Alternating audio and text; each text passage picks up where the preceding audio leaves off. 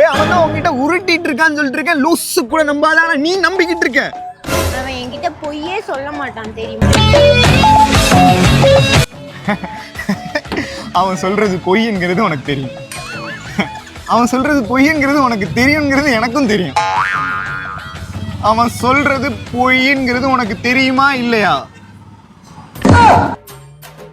நீ சொல்ற மாதிரி எனக்கும் ஒரு சின்ன டவுட் இருக்கு. ஆனாலும் அப்படி கிடையாது.